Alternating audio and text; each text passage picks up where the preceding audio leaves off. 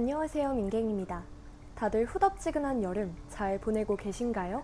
제가 반년 만에 다시 책 추천 영상으로 돌아왔는데요.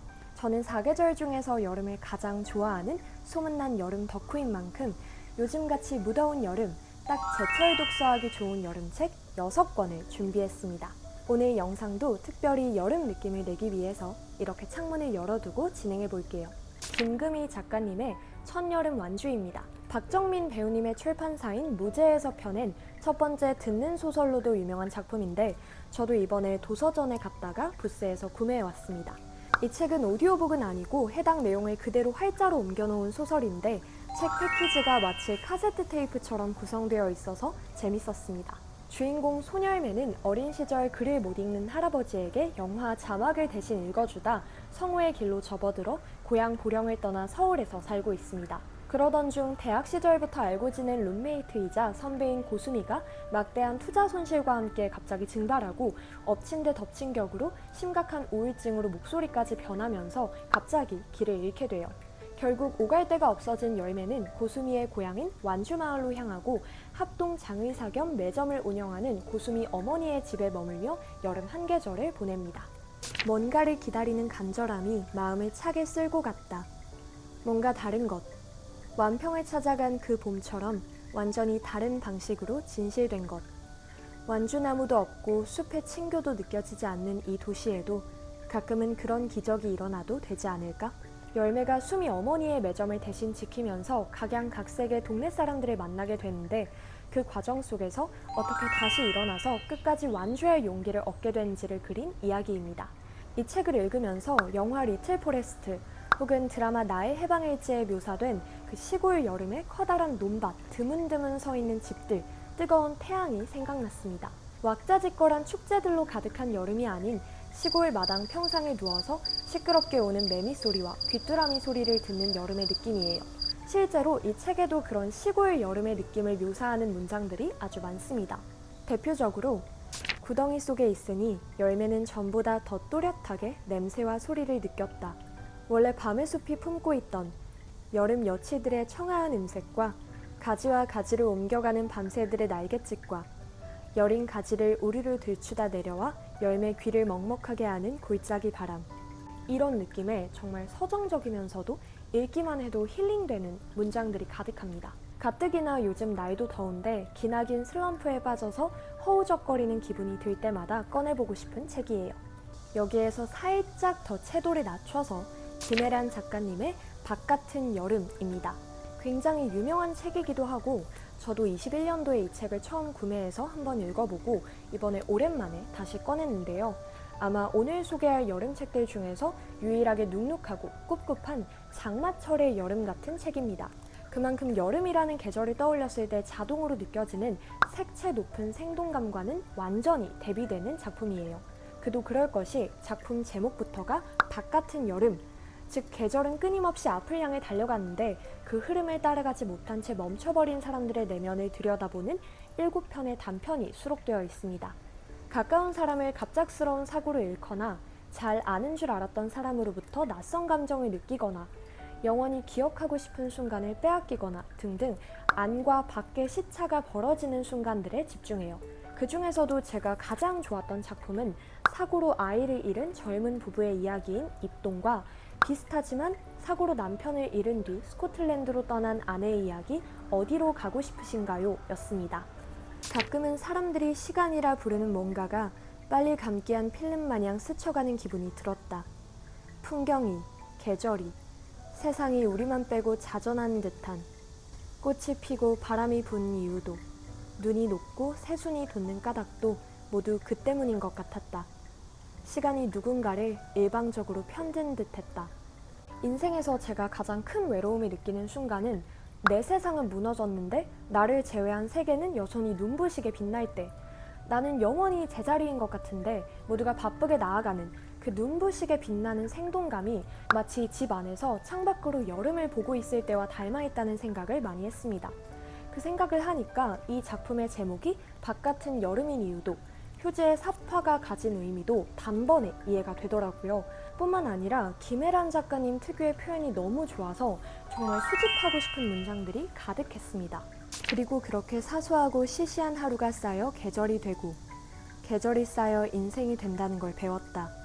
역시 유리컵에 꽂힌 3개의 칫솔과 빨래 건조대에 널린 각기 다른 크기의 양말, 앙증맞은 유아용 변기 커버를 보며 그렇게 평범한 사물과 풍경이 기적이고 사건임을 알았다. 이렇게 우리가 일상 속에서 쉽게 느낄 수 있는 허무함과 상실감에 대한 묘사가 너무 잘 알고 있는 표현이지만 동시에 뻔하지 않게 아주 아름다워서 꼭 추천하고 싶은 책입니다. 다시 분위기를 바꿔서 이번에는 소설이 아닌 시집, 파도 시집선의 여름입니다. 이 책 역시 이번 서국도에서 가져온 책인데 파도 시집선은 매 분기마다 제시되는 주제에 맞춰서 누구나 그에 맞는 시를 투고할 수 있고 당선된 작품들을 엮어서 이렇게 시집으로 내는 파도 출판사의 장기 프로젝트입니다.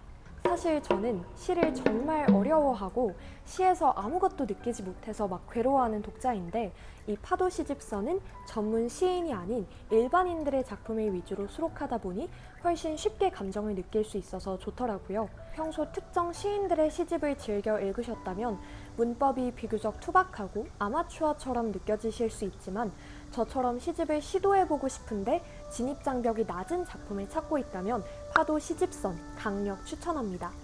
제가 좋았던 구절 몇 개를 소개하자면 아득히 단맛의 빗방울이 마르면 나는 구워진 달과 이름 모를 풀벌레를 주머니에 넣고 원에 종속된 걸음을 걷겠지. 아마 오늘은 탄산으로 엮여있을 너의 철창으로 어쩌면 이미 벨루가가 되어 찬 우주를 유영하려는 너에게 다시 여름이 왔다고 회유하기 위해 다양한 사람들이 경험하고 느끼고 또 생각하는 여름의 모습을 엿볼 수 있어서 아주 흥미로웠던 시집입니다.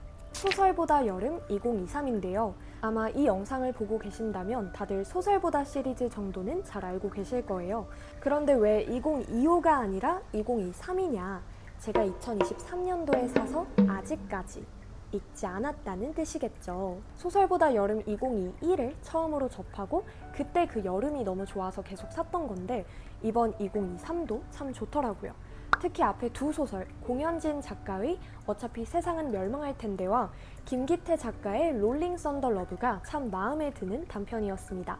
먼저 어차피 세상은 멸망할 텐데는 동네 수영장의 초급반 교실을 배경으로 늘 반에서 꼴찌를 하는 주호와 희주의 이야기입니다. 두 사람은 각자의 이유로 수영장뿐만 아니라 사회에서도 계속 적응하지 못한 채 부유하며 30년 뒤 완전히 물에 잠겨 멸망하는 다큐멘터리 속의 도시를 상상하는데요. 이 작품에 대한 작가님의 인터뷰가 참 좋더라고요.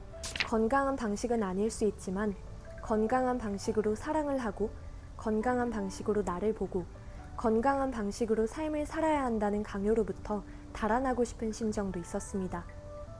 그 건강함의 요구가 우리를 숨막히게 할 때도 있으니까요. 뭐 어때? 이게 난데. 이런 심정으로 희주가 옮겨가기를 바랐어요. 그것만으로도 희주는 희주의 방식으로 살아갈 수 있을 거라고 믿으면서요. 어차피 세상은 멸망할 테니까 그냥 각자의 방식대로 물속에서 호흡하자는 메시지가 따뜻하게 다가왔습니다. 오후 3, 4시쯤의 여름날, 락스 냄새가 나는 따뜻한 수영장이 그려졌고 검정 치마와 베게린의 안티프리즈라는 곡이 떠오르기도 했습니다. 두 번째 롤링 썬더 러브는 34세의 독신 여성 맹희가 사랑을 찾아서 나는 솔로를 아마도 모티프로 했을 연애 프로그램 솔로 농장에 출연하는 이야기입니다. 사랑에 관한 굉장히 유쾌하고 명랑한 소설이며 퀸의 Don't Stop Me를 들으면서 초저녁 공원 벤치에서 읽고 싶어지는 감성입니다. 하지만 저는 통속적인 유행가에 기대고 속는 사람을 응원하고 싶었습니다. 양식미를 따질 시간에 그냥 사랑을 해버리는 사람, 특별한 사랑이 아니라 사랑의 특별함을 좇는 사람이요. 이국의 골목이나 비오는 도서관에서 만나야만 멋진 건 아닐 거예요. 대중가요 가사가 얼마나 많은 사람을 이어줬을지 상상하면 경이롭기까지 하지요. 세상을 향한 사랑이 넘쳐나는 맹이가 맹이답게 무언가를 사랑하고 마음을 주는 과정을 저도 모르게 응원하게 됩니다. 사실 소설보다 2023은 절판되었지만 각각 공현진 작가의 단편 소설집인 어차피 세상은 멸망할 텐데 그리고 김기태 작가의 두 사람의 인터내셔널에 수록되어 있으니 그 작품들을 확인해 보세요. 마지막 6번째는 박서련 작가님의 더 셜리 클럽입니다. 사실 제가 여름을 사랑하게 된 계기는 한국의 여름이 아닌 호주의 각각 시드니와 멜버른에서 보낸 2번의 여름 덕분이었는데요. 한국에 돌아와서도 계속 호주를 그리워하다가 이 책에 멜버른의 이야기가 담겼다기에 덥석 구매했습니다. 이 책의 주인공인 20살 서리는 세계에서 2번째로 살기 좋은 도시인 멜버른으로 워킹홀리데이를 떠나고 거기에서 우연히 셜리라는 이름을 가진 호주 할머니들의 친목 모임 더 셜리 클럽을 알게 됩니다. 서리는 한국어 서리의 영어식 이름이 셜리였기 때문에 이 클럽에 임시 명예회원으로 가입할 수 있었고 독일의 한인 파독 부부 사이에서 태어난 어머니를 둔 혼혈인 S를 만나게 됩니다. 문제는 이제 서로가 많이 가까워졌다고 생각하는 순간 S가 갑자기 사라지고 어떻게 해서든 다시 만나겠다는 일념하에 서리는 멜버른에서 에어드록으로 울룰루로 퍼스로 S를 찾아 호주 대륙을 떠돌게 됩니다. 나름 호주로 한 달간의 짧은 교환학생을 다녀오고 또 최근에 뉴욕에서 4달간의 교환학생을 경험한 입장에서 낯선 타지에서 나의 정체성을 잃어간다는 게 어떤 느낌인지 너무 잘 알고 있거든요. 그래서 S와의 사랑도 기분 좋게 설렜지만 그저 이름이 같은 셜리라는 이유로 무조건적인 도움과 애정을 베푸는 더 셜리 클럽의 할머니들이 너무 좋았습니다. 네가 찾고 있는 사람도 혼혈이라고 했지. 여러 문화적 배경을 지닌 사람들은 그 문화적 배경에서보다 그들을 사랑해주는 사람들 안에서 정체성을 찾게 된다. 나는 그렇게 생각해. 우리는 우리가 사랑하고 우리를 사랑해주는 사람들 안에서 우리가 된다. 네가 찾고 있는 사람에게 네가 주는 사랑이 그 사람을 완성해줄 거다. 누군가는 좀 유치하고 비현실적이라고 생각할 수 있지만 요 근래 한국 현대소설을 읽다 보면 이렇게 가볍게 마음 따뜻해지는 작품도 꼭 필요하다고 생각하거든요. 게다가 직접 호주를 가본 입장에서 호주의 여름에 볼 수 있는 날씨도 사람들도 너무너무 다정하다고 생각했는데 그런 다정함이 완전히 그대로 녹아들어 있어서 호주의 여름이 아주 그리워지는 사랑스러운 작품이었습니다. 이렇게 6편의 여름 관련된 책 소개를 마쳤는데요. 제가 근래 교보문고에서 새롭게 책을 사려고 이렇게 살펴보니까 베스트셀러 목록에 여름이 들어가거나 혹은 여름을 소재로 한 책들이 아주 많더라고요. 사실 봄이나 가을, 겨울에 그렇게까지 계절감이 강하게 느껴지는 소설들이 막 인기를 얻진 않는데 특히나 여름에 이렇게 계절감 느껴지는 소설을 많이 찾으시는 걸 보면 실제로 마주하고 있는 여름보다 미디어 콘텐츠 속으로 만나는 여름이 훨씬 더 특별하고 낭만이 있기 때문이 아닐까 싶습니다.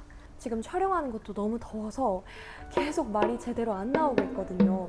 근데 아무튼 너무 더운 날씨 탓에 차마 밖에 나가서 여름을 만끽하기가 좀 두려운 요즘이었는데 이렇게 집안에서 시원하게 여름책 읽으면서 여름도 맛보고 또 더위는 피하는 그런 시간을 가져보시면 어떨까 싶습니다. 그럼 저는 다음 영상에서 더 재미있는 책 추천 주제를 들고 돌아올게요. 안녕!